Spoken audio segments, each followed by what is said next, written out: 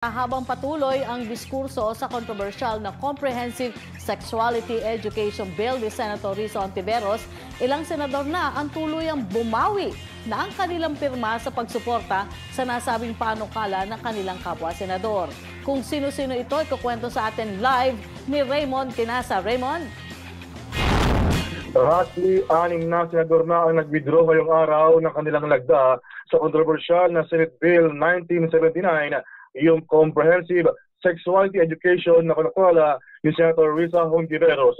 Nauna kanina ay Senator J.B. Ejercito, Senator Nancy Binay, Senator Cynthia Villar at Senator Christopher Bongo, at humabol naman si Senate President Pro Tempore Jinggoy Estrada, at ang pinakahuli mga kanina lang actually ay si Senator Ramon Bong Revilla Jr.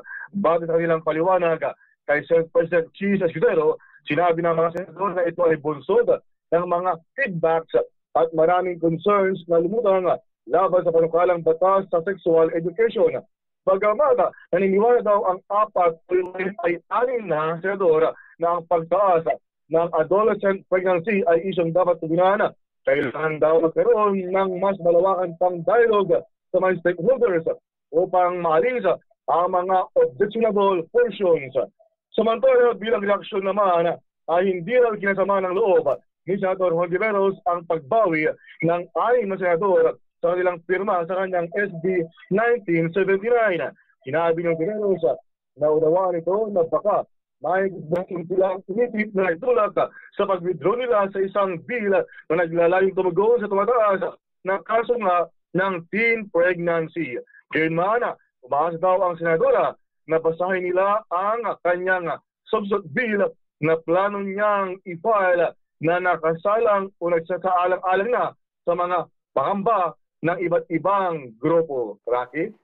Raymond, so ibig sabihin, meron ka bang naririnig na kakausapin ni Senator Risa Hontiveros yung ilang pang mga senator para ipaliwanag itong CSC bill? Wala siyang binanggit, wala siyang panghiwatig, Rocky, na kanyang kausapin, at sinalaman daw magbabasa doon sa kanyang ipapanukalang bagong versyon ng batas. Oo, pero meron ka bang, buddy? Yeah. I-follow up ko lang din natin kasi siyempre sa ngayon, 6 na, no, Raymond? May mga nagtatanong din na ikaw ba dyan, nakakatunog ka rin na may mga iba pa mga senador na pwede pang sumama sa bilang na yan?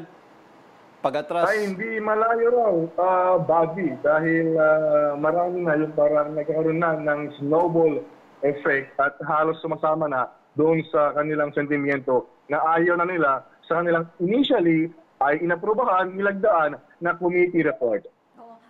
Pero Raymond, sa tingin mo, ano yung doon sa panukalang batas, yung talagang parang tingin nila ay dapat mabigyan linaw pa rin?